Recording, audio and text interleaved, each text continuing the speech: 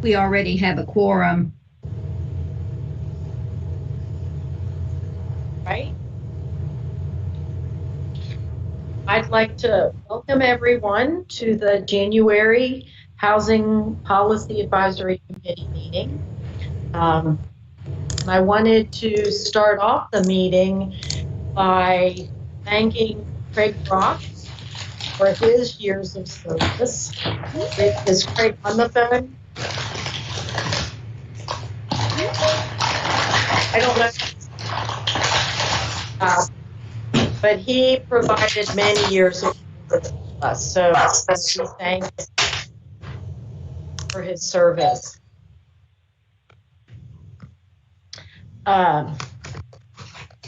So we do have a quorum? Yes, we do. And the All press right. has been notified of the meeting, Bev. All right, thank you. I wanted to start the meeting first by welcoming Buddy Kittle. Buddy is here. He's a new representative from the mortgage banking industry, and he's replacing Daryl Overstreet.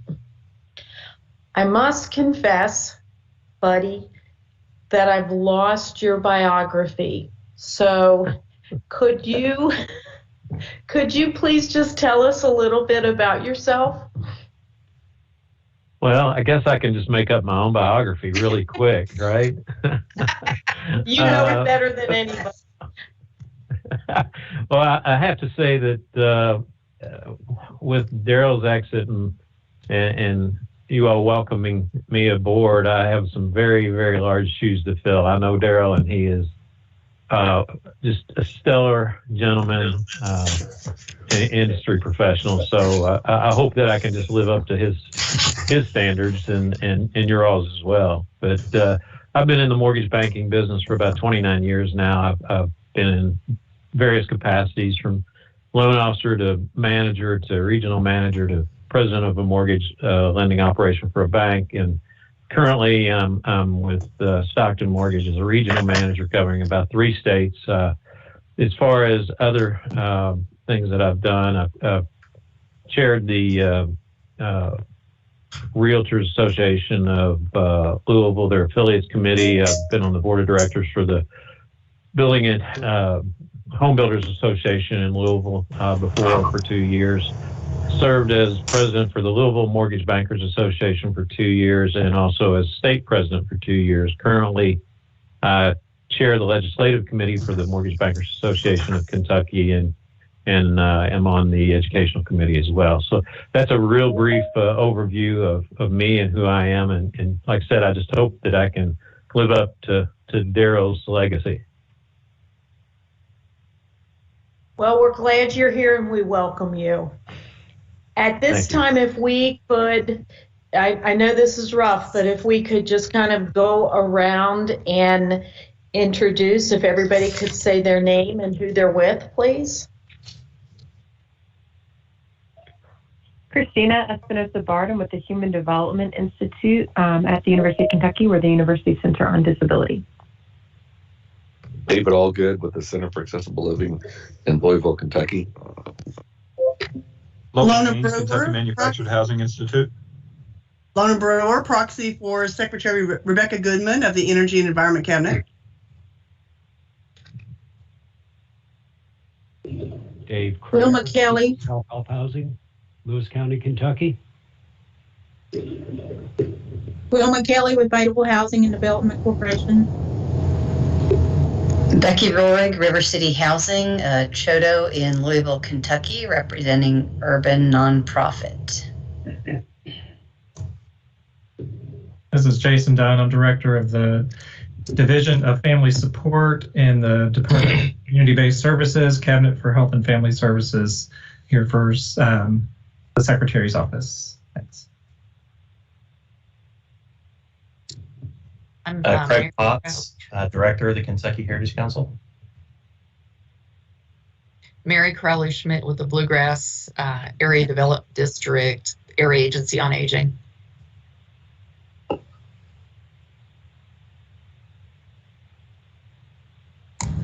Anyone else?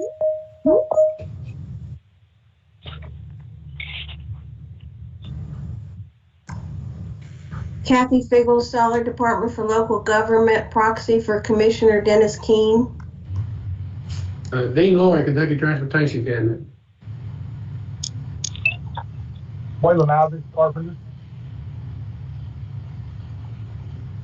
Who was that? Waylon Aldrich with the Indiana Kentucky Ohio Regional Council of Carpenters. Okay, thank you. Good morning. It's Asha Keith Thurman, Field Office Director for the United States Department of Housing and Urban Development Field Office in Louisville, Kentucky. Mike Turner with the Housing Authority of Burkesville.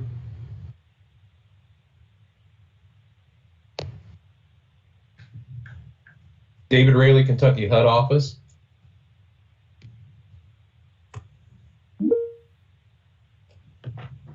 Jill Block with iFoster.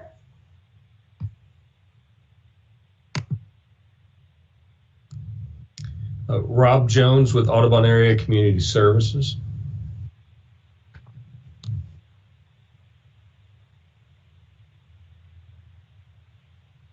Anyone else? I'll start the KHC introductions. Bev, Wendy Smith with Kentucky Housing Corporation. Carla Hale, Kentucky Housing Corporation.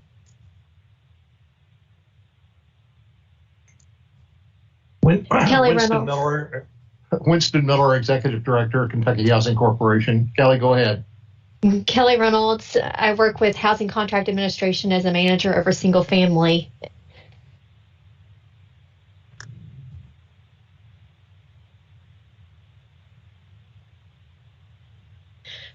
We welcome everyone. My name is Bev Merrill. I am the newly elected chair. I have big shoes also to fill, and I represent homeless organizations. Carla, did we just have somebody else join us? Phyllis just rejoined, and I will note that Adrienne Bush from HHCK in the chat noted that she is here, but her mic is wonky today. Oh, okay. Thank you. All right. Did we have any comments from the public, issues? Anyone who's not on the agenda, Carla? No, there were none. No. All right. Okay.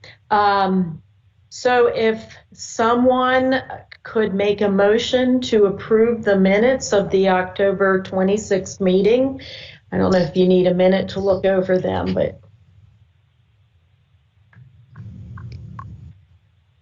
I will.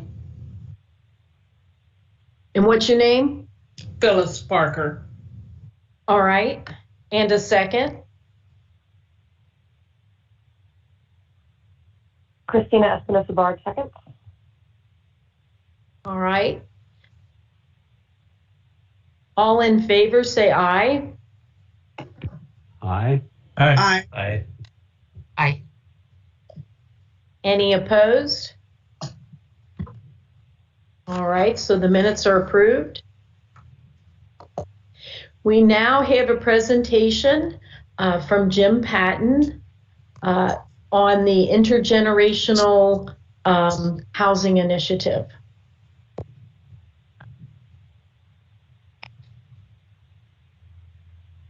You all should be able to share your screen now. I just stopped sharing. Good morning, everyone. This is Jim Patton. I'm Commissioner with Serve Kentucky, and it's a pleasure to be here with you today. I believe our lead presenter today is Joe Bringardner, who is our Executive Director over Serve Kentucky. And so, Joe, if you're there, you'll take the lead, and I'll fall in line and shore you up. Sure. Thanks, Jen. And of course, I'm trying to get this to load. And it's not. It's only a few slides. It's not a real in-depth power deck, but Carla, you may have to drop that in for me if I can't get it to load. Nothing. I think I have it. Let me see if I can. Okay, cool. Thanks, Winnie. Pull that up for you.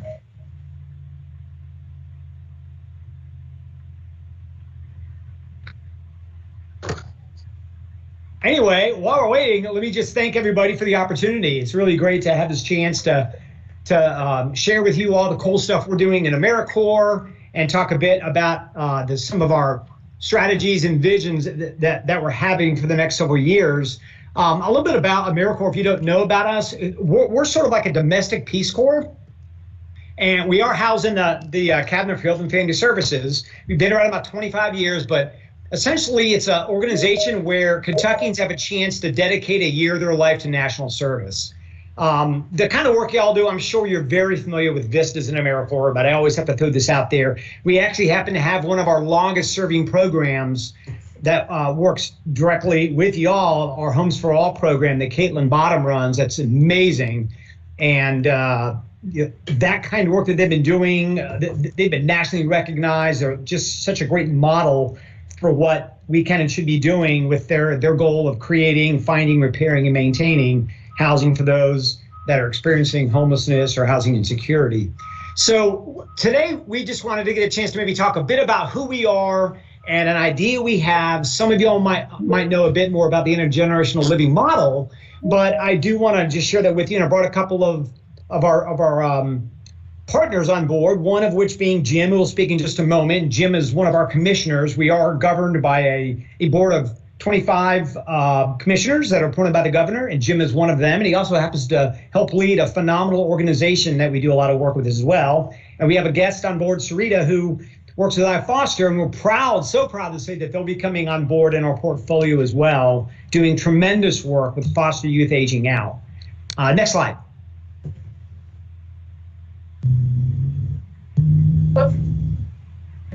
That's fine.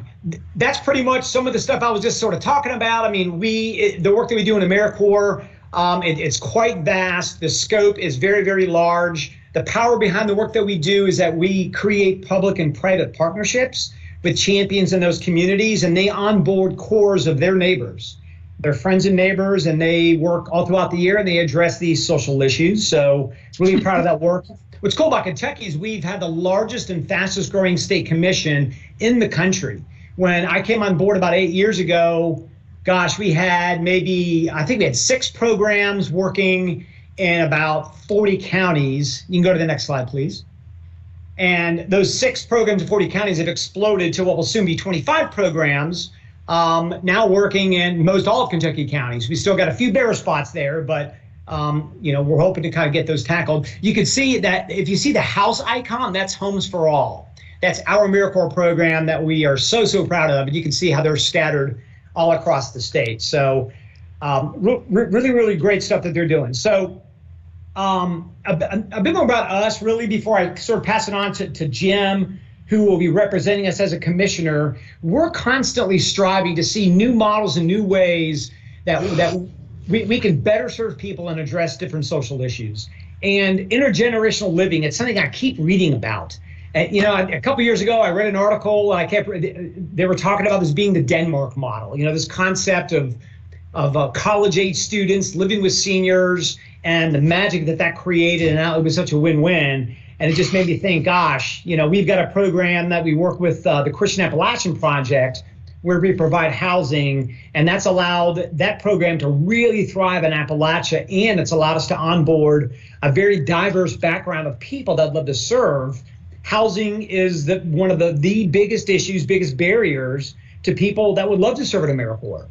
And I know you guys hear that many times with many things, but what I love about the work that we do, we've come to discover that AmeriCorps is also a workforce development program. We've got just an astounding number of our members that move on into full-time employment after they serve a year or two in one of our corps. So that's something we're really proud of. And again, we know what is stopping so many people from the next step in life, and that's housing. So we're trying to explore different ways we can maybe look at intergenerational living, how we can bring that more to Kentucky. You might already be doing that. And so we'd love to talk about how we can partner, collaborate with you. Next slide. So with that said, I want to kick it over to Jim Patton. And Jim can tell you a bit about the commission, what he does as a commissioner, and a bit more here about his organization. Yeah, thank you, Joe. Well, thank you to all the good folks for all the great work that each of you do every day to provide good housing and safe housing, affordable housing for all those folks who call Kentucky home. My name again is Jim Patton. I'm the General Counsel as well as the Vice President for Advancement with the Broadhurst Group. We are the management company that's owned by Christian Care Communities. And we, with the slide there with our state map, we manage over 5,000, close to 6,000 grandmas and grandpas every day who reside in our communities in our 10 locations. We've been doing this since 1884, so about 138 years plus, so we don't think we're going anywhere.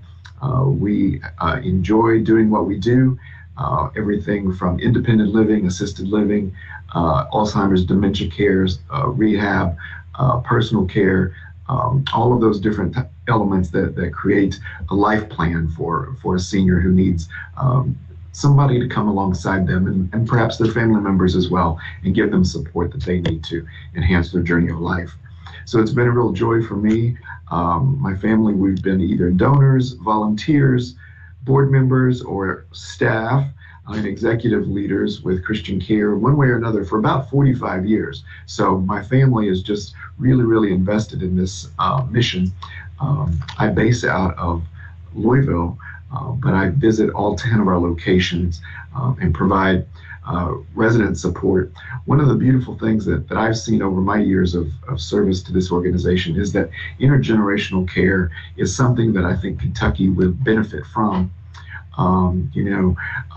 The residents who live with us in the service area that we're perhaps speaking about mostly today and in a little bit in the Appalachia, they're retired nurses and teachers and railroad workers, business owners, school principals, a variety of folks who have just this wealth of knowledge that come to live with Christian Care and a lot of vibrancy. And they have an opportunity and want to give back in their later years. And it's such a wealth pot to share. And so every time I either bring youth groups in or volunteers from AmeriCorps, there's just a vibrancy in the room. You just see all the wheels ticking and clicking, the grandparents and maybe adoptive grandparents, for folks, the young people that don't have exposure to older adults. It's just a beautiful circle of life. And so as life would have it, I was fortunate that the governor put me on as a commissioner for AmeriCorps Vista and Serve Kentucky. And then I ran into this organization called I Foster, the Michael Eisner Foundation, Generations United, and I just got really excited about the opportunity. And so I started pulling people and resources and having discussions and asking, what would it look like for Kentucky to have a model of intergenerational care? And then when I Foster then came into the picture, it just really started to crystallize and make a little bit more sense, even because this age group of these youth that are in need of safe housing and life modeling successfully in education, it just seemed like there should be an opportunity. So I got a few people on the phone and we started scratching our heads, and lo and behold, here we are today talking to you about where we are in this journey, this discussion journey, and where it might make sense for some of you that are on this call today to get involved either with Christian Care, I Foster, and the great organization of AmeriCorps and Serve Kentucky. Corbin, Kentucky is one of our flagship locations. This is an area that's of interest. I know to I Foster, and it's always an area of interest of AmeriCorps and Serve Kentucky. And we just have an opportunity there with a beautiful campus that's located there on Master Street. We serve hundreds and hundreds of folks. We've been, of course, in the news with COVID and the nursing care that goes on there and giving people good care and just doing all the creative things that we could to get everybody through all this. But it has just turned out to be a flagship of ours, and we're just excited that we have the opportunity to move forward. The Broadhurst Group is something that I'm one of the 4 executives, and we provide the financial, the human resources, operations, advancement, and compliance functions. So we oversee each of our locations, and we make sure that they're good to go in Frankfurt and Washington, D.C. with all of the different programs, the veterans benefits and Medicare and Medicaid and any of the other private care or subsidized housing.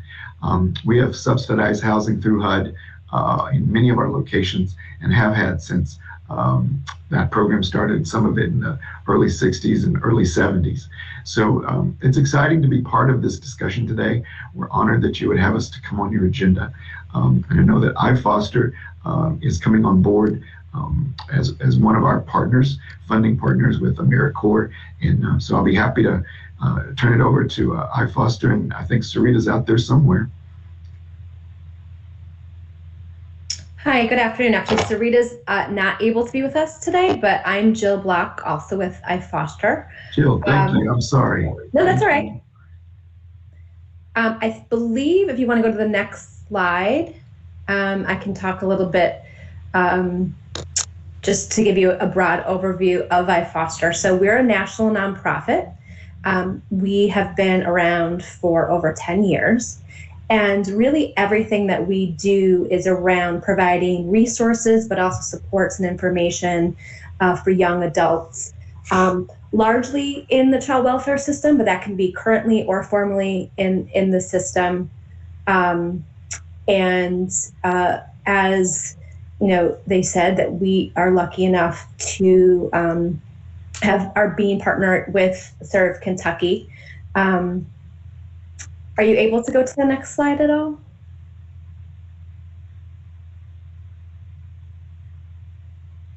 Which slide are you wanting? I'm now on your jobs program slide. You can go to the Who is iFoster, if you have that one. I'm on that now. Is it not showing up for you? It's not showing up for me, but as long as other people can see it, that's fine. Great. It is. Oh, perfect. Fantastic. So, so far we have the largest network of child welfare, and that includes not only transition age youth themselves, so young adults 16 to 24, but also caregivers of young adults in the child welfare system and agencies. And so far to date, we've provided over $125 million worth of resources to those populations. If you want to go to the next slide where it says iFoster Peer Navigators. So in 2019, we launched a peer-to-peer model with AmeriCorps, where we hire transition age youth who are 18 and over. And it is a job training program where they get job skills. But the great thing is their service is actually connecting their peers who are currently in the child welfare system to resources. So we launched that first, as I said, in 2019 in California. We have, we won the best new AmeriCorps program, which we're really proud of in 2019. And in 2022, we're really excited to be replicating this program and expanding beyond just California into Washington, but also Kentucky. And that's what brings us here today. Excited to just be part of the conversation to see if there's an opportunity for this intergenerational housing. I mean, housing, as you can imagine, as I'm sure your own clients experience, child welfare can definitely lead to that pipeline of homelessness. And this not only couples, job training skills and opportunities to develop a career and educational pathway, but this could also be, the first stepping stone into providing them with some type of housing so they don't end up homeless as adults.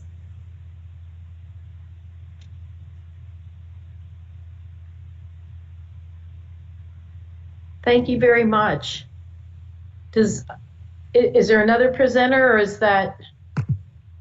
That's pretty much it. I mean, just a snapshot of who we are. We just wanted this opportunity to let you guys know what we're doing. And we're just planting seeds right now. This is a part of our strategic plan.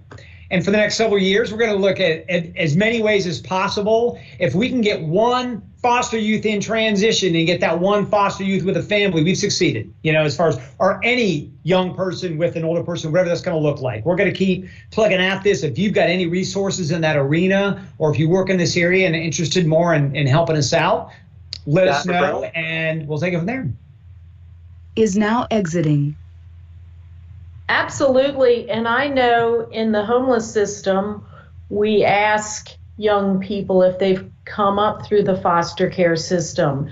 So I think, it might be to work with the Housing and Homeless Coalition. Well, you're part of the Housing and Homeless Coalition, aren't you? So yeah, that's a natural link, I think, where a lot of young people do need services. Are there any other questions or comments? This is All right, Jason. well, Well, I'm sorry. Sure. Since I work for the Department for Community-Based Services, but not necessarily in the child protection and foster care system, are there connections built with our cabinet and the kids who are emancipating out into adulthood, emancipating out of the system? Are there connections built there? Jason, that's actually underway. We've been discussing that since really ever since I've been on board. This is 3 administrations now, Sure. and Sure. You've been there too. Yeah. So yeah. I know that iFoster does work with DCBS quite well and a few other agencies. So yes. Okay. Absolutely. Just making sure that connection's there. Thanks. There's no way Commissioner Miranda would not let me be part of this with her. That's right. That's right. Yeah, and just to add to that, so we actually, Aetna partnered with us as they took over Medicaid management in Kentucky for youth and care, and we're currently providing technology, tablets and laptops to every youth in DCBS in DJJ custody, ages 13 and over. But it's also as a pathway for them to get to know about iFoster and to become members and access all the other resources that we can provide them with. Well, I'll, if I can, I think one of the opportunities here is having seniors on site in good, affordable housing in Corbin, and maybe being able to, at some point, offer housing to youth through iFoster, and combining those on site, that'll help the youth, and that'll also help the grandmas and the grandpas. So that wisdom sharing plus job skills, life skills, parenting skills, they can work at Christian Care, our health centers, and in our independent and assisted and rehab nursing units, get healthcare careers interest started, do internships, fellowships at Christian Care, and live next door and have that full circle experience. So it's pretty exciting. We've seen some good models out there. I know there's a model that's about a year old that is in Washington, D.C., and there's several other models that I know iFoster and the Eisner Foundation are familiar with. So it's an exciting time to look under every rock and try to find the right solution for all the foster kids in Kentucky that need this resource.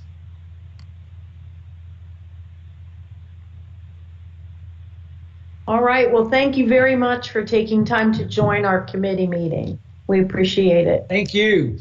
Thanks, you. everyone. Appreciate it. Next, we have a weatherization program update from Kelly Reynolds. This will be short and sweet. There's not a lot. Sometimes we just maintain, and that's really actually a good thing when we just get to flow and not ebb. But I do have a few little things. We are currently doing an application. We've opened up an application just for our weatherization subgrantees. This is the first time we've ever done this. But it is really to make sure that our formula is within lines of what their capacity and their agencies are to produce jobs and for funding reasons. So we've opened up a little mini application for them. It's very short, but really for them to tell us what money they need in order to do the weatherization program. We haven't ever asked that question to them before. We just give them money and then hope that they can have the capacity and the staffing to produce units. So we're trying to just maybe look at the money a little bit differently. And we are also asking them questions, for example, what they could do with weatherization ready money, what they could do if we had money for solar energy, because we know that more money is coming down to us from DOE or possible grants that we could apply for. And we just want to see where our network is and what they have capacity to do or interest in doing. So that's another reason for the application. We also submitted a concept paper last week to DOE for weatherization ready funding. We will see if they give us a thumbs up to move on with the application. And weatherization ready, just to kind of let you know, it's to work on our deferrals or focus on our deferrals. So when a job is deferred for reasons, for example, they have a hole in the roof and they need the roof fixed.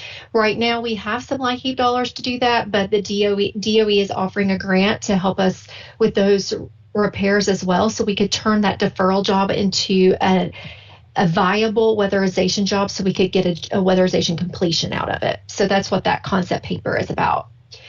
I do know, Jason might know more information on this, there's some proposed legislation for LIHEAP weatherization funds to increase admin from 10% to 15%.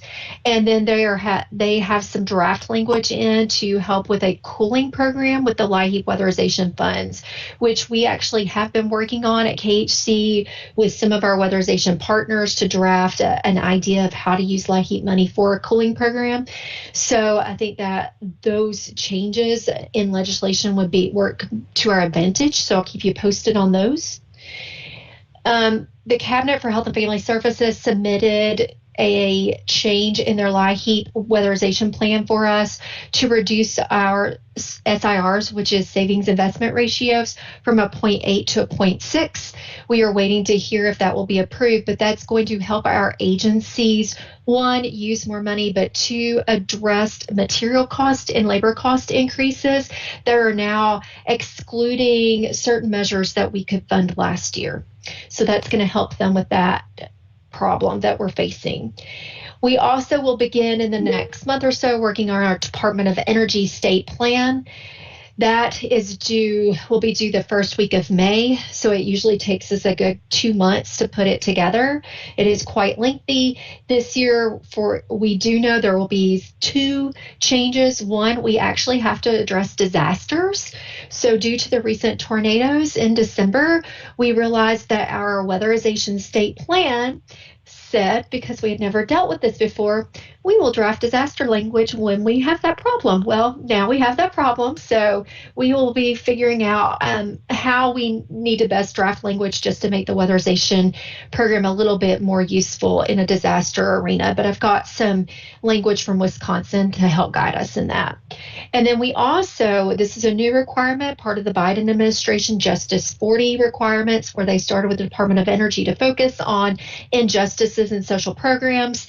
We also have to come up with language of how we're going to track serving the underserved and promoting diversity and workforce development. So I have a meeting at 4 o'clock with the Undersecretary of the Department of Energy as part of this NASCAS board, where we're going to ask her some very specific questions around that language and what we're supposed to be putting in the plans. But more to come on that. That's all. All right, thank you very much, Kelly. Next up is Wendy with an overview of the Affordable Housing Trust Fund Committee meeting. Thanks, Bev. So the HTF Advisory Committee met earlier today, and we typically only meet twice a year, and we typically share with you all the financials that we are mandated by legislation to report to that committee, just so you've got a read on where the state Affordable Housing Trust Fund is. So this is a quarter by quarter accounting of the funds that have come from county clerks via recording fees. When property transfers happen, they go to the Commonwealth, and then from the Commonwealth to Kentucky Housing Corporation. So you can see that in Q4 of fiscal year 20, we got $20 that quarter, but we have rebounded nicely since then. And so while that was worrisome, it was related to the pandemic and so many county offices being closed to the public and transfers just not happening or not getting recorded. But we are seeing a nice rebound, and we're kind of up to a state, we don't know how long it'll last, but 1.5 million per quarter coming in to the Affordable Housing Trust Fund. So what that translates to at KHC is, as of the end of last year, 2021, we had a cash balance of Affordable Housing Trust Fund dollars of $15.4 million. We had outstanding commitments of $3.6 million, leaving us a funds available and uncommitted balance of $1.8 million. we're pretty happy with where this is. We have, for the last year or more, been practicing what we call forward committing, meaning we get a pipeline of projects and grantees to whom we have committed dollars going in anticipation that it takes time for us to make those decisions, get the grant agreements out, and for them to even set up projects that are going to draw down on the funds. So we don't want grantees waiting on us. We would rather have everything ready and then the funds flow in.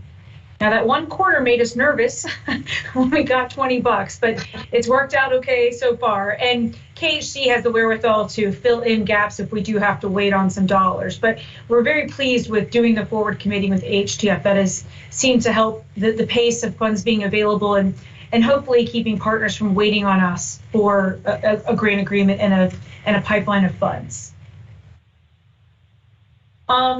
And so where we are for fiscal year 22 is that we have allocated $6.8 million in HTF across a number of uses.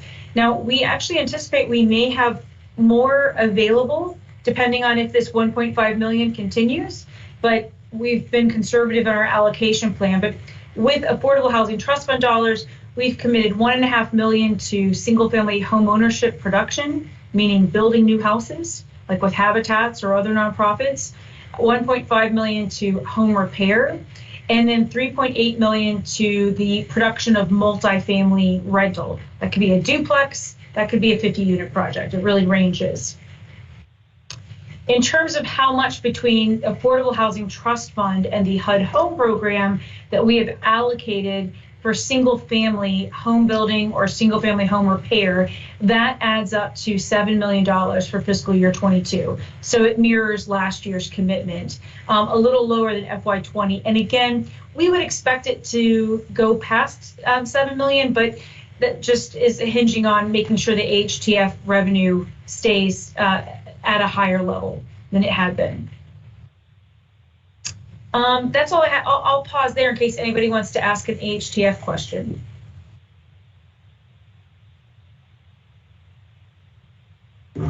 Nobody? All right. Wendy, the KHC update. Yeah, we just, for the last 2 years now, been letting you all know what we're doing with relation to COVID relief. And because that's not enough, we now have got some tornado work on our hands. So we thought we would just let you all know, kind of a general update of where things stand with those programs we've been sharing with you. And then the tornado is new since we last met. So I'll start with the Healthy at Home eviction relief. This is our rent and utility assistance for tenants across 118 counties, everywhere but Fayette and Jefferson County. So as of last Friday, we have paid out $102 million, $102.5 million since February of this year. We've never done anything like that. I want to toot KHC's horn. It's not me, it's my staff and tons of people who have made this happen. That is, we don't pay direct assistance typically, so that was new for us. And then to get this volume of assistance out, 99.5% of it has gone directly to landlords and utilities. A small percentage has gone directly to tenants.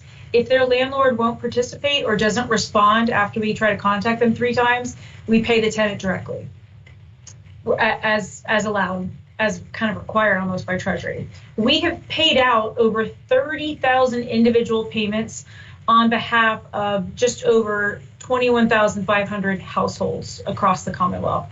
And the average assistance per household right now is just over $4,800. Again, that's rent and utilities. So when you look at our total work on this grant, we got $264 million from Treasury. We have subgranted $38.7 million to Louisville and Lexington to keep their local programs going. They got money straight from Treasury, but they didn't get enough. So we have supplemented their own grants with some of our money that we sent to them. Again, we paid out $102.5 million. We've used $8.7 in admin here at KHC. So when you add that all together, that's roughly $150 million that has been committed out of those funds. So 57% of the grant in basically 10 months. So we're really proud of that, but we still have $100 million left. We do not expect to run out of funds. And we have another tranche of this kind of funding coming from Treasury. We anticipate doing something like this eviction relief through September of 2025. And we are currently staffing up a team to work in courtrooms where the eviction dockets have the highest number of cases, so that we can offer assistance right at the point where the landlord and or the tenant are showing up in court. Because if money is the problem, we can fix that. We can't fix all the housing issues, like availability of supply, but if money is the issue to keep someone housed, we actually have a fix for that. And I will share with you, KHC ranks 27th in the country, not KHC, Kentucky ranks 27th in the country in terms of the percentage of spend down of these funds. We're really proud of that spot in the middle. I know it's just the middle, but we're a small state with low housing costs. So we're working hard for each household assisted versus some states might be spending $30,000 per tenant, where we're spending less than $5,000 per tenant, just because housing costs are lower here. That's just the same ranking graphically shown. What's really important to point out, and I might have shared this at our last meeting, but is that the data we received from the Administrative Office of the Courts shows at least there is a correlation between this assistance and eviction cases going down and being lower than pre-pandemic case rates. So the blue line is 2019, before the pandemic. The orange line, 2020, during the pandemic. You see it flatlined when all the courts just closed and there was a moratorium. And then you can see later in 2020, landlords figured out, well, they were still allowed to evict, just not for non-payment of rent. They could evict for breach of lease. They could evict because the lease was expired. So evictions did start to go back up in 2020, but even through most of 2021, evictions, when the moratorium went away, did not rebound to 2019 levels. Now, I can't say that for sure this is just because of the funding that we, Louisville and Lexington, have been getting out, but I gotta think that $100 million, has an impact on whether or not people stay housed and whether or not landlords are getting paid and utilities are getting paid.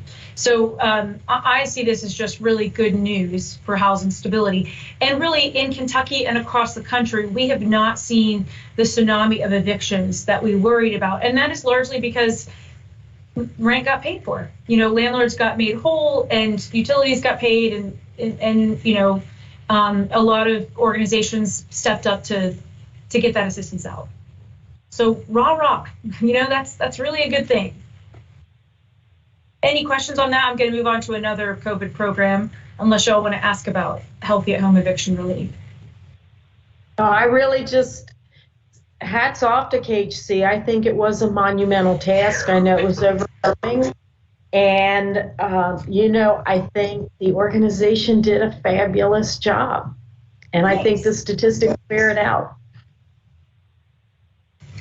And I want to thank Wendy for sitting down and meeting with me about the issues or some of the things that I wanted to talk about. I do have one question. One, it might be not a stupid question, but where would a person go if they fall in between the cracks in Louisville? Say if they needed assistance and didn't get it in terms of the utility assistance or the housing. So Phyllis, can I run down an answer on that and email you? I just don't know because we're not operating in Louisville. Most of our programs don't, but I could probably get an answer for you. Okay, that would be great because we're operating a program and we're having some folks falling through the cracks and some are being told that, hey, this is not a COVID related issue because you've got cancer. We can't give you the money because you're being evicted. But there are a lot of resources right now. I would hope we could find something. It sounds like that's what you're after too. Yes. So that's what I would like to know is who could we kind of intervene with to get information in Louisville?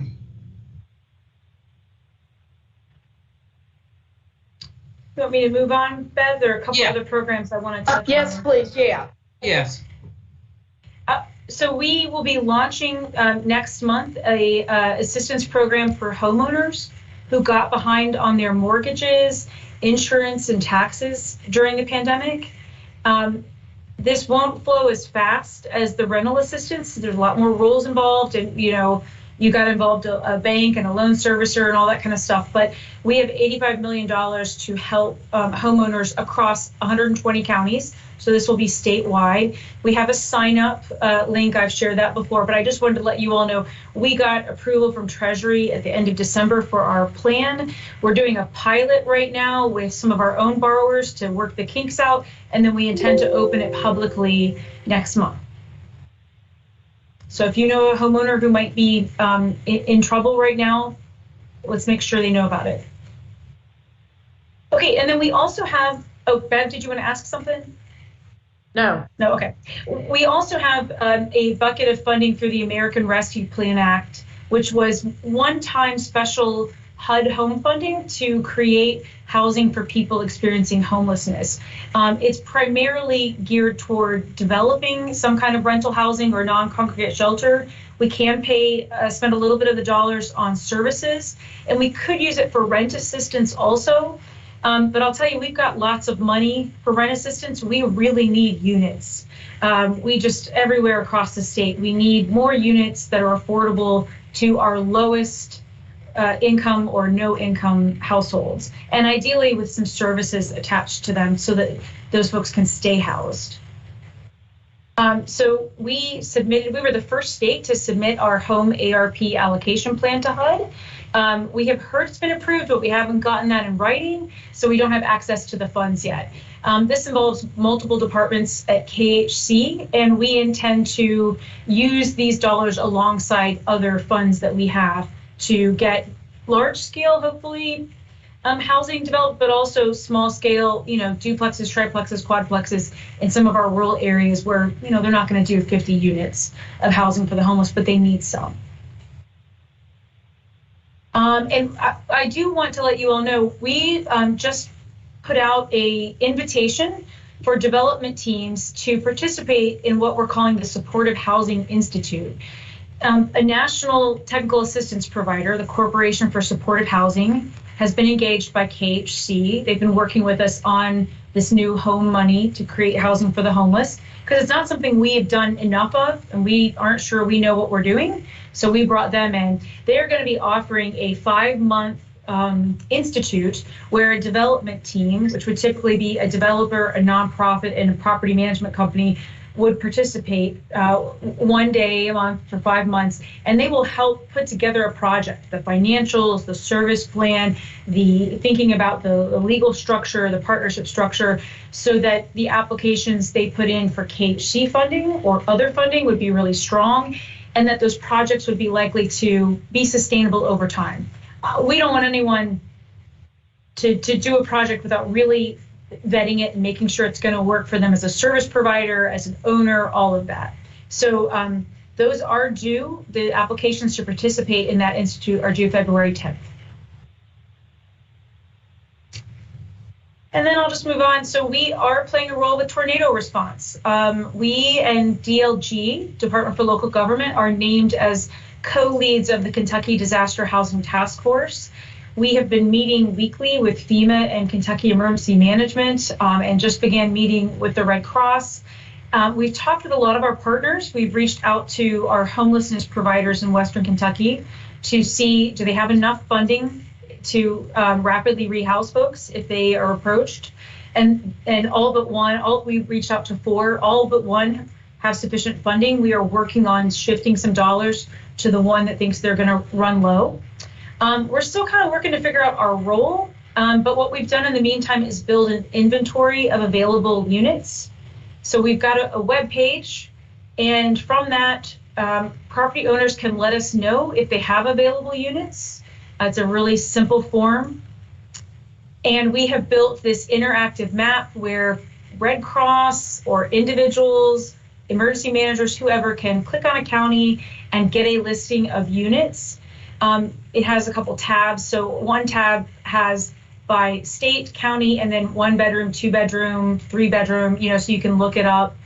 Then we also have the overall. So we've identified a little over 500 units roughly west of I-65. Some people are going to have to move. There's just not going to be a place for them to live in the county they called home. There are some trailers being moved to Western Kentucky, but the last count I heard was 200. But I've heard 2,000 housing units have been lost. So there are going to be a lot of folks. So we built this inventory because if they have a family member in another county, they might be willing to, relocate. So we wanted folks to at least have a roster. These are properties that we have funded, but they're also just privately owned properties that might not have any, special subsidy dollars in them.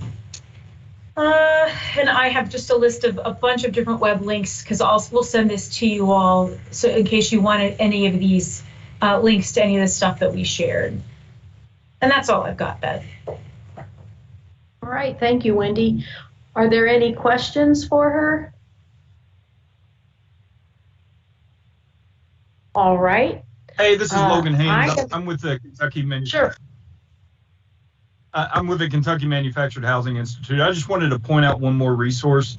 We have created a disaster relief fund for individuals that either live or lived in a manufactured home. It's up to $1,000, and that's good for insurance deductible. It's good for if they had no insurance and need repairs, and it's also good for the down payment of another manufactured home. How can we learn more about, is there a website, Logan? There is. If you go to our website, which is kmhi.org.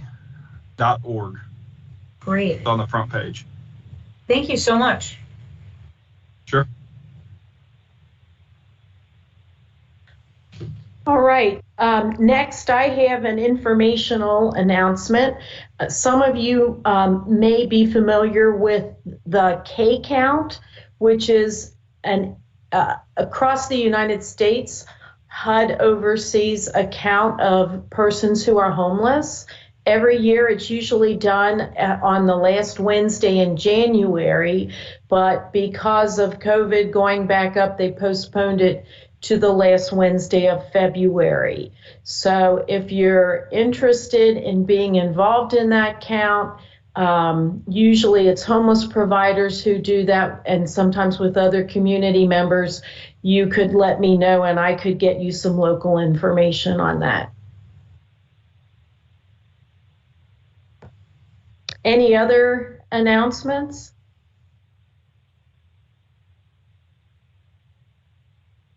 All right, any suggestions for agenda topics for our April meeting?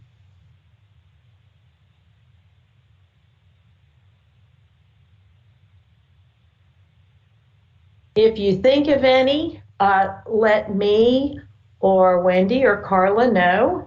The meeting is April 26th. We're not certain if it will be another telemeeting or if we'll be in person at that time. So we'll keep an eye on things and we'll be back in touch. So thank you everyone for your time in attending. And do I have a motion to adjourn?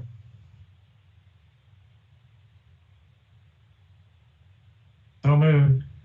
Jason. All right. David Allgood, I'll second. Thank you. Appreciate that, and we'll see everybody in the springtime. Take care. Thanks. Bye, everybody.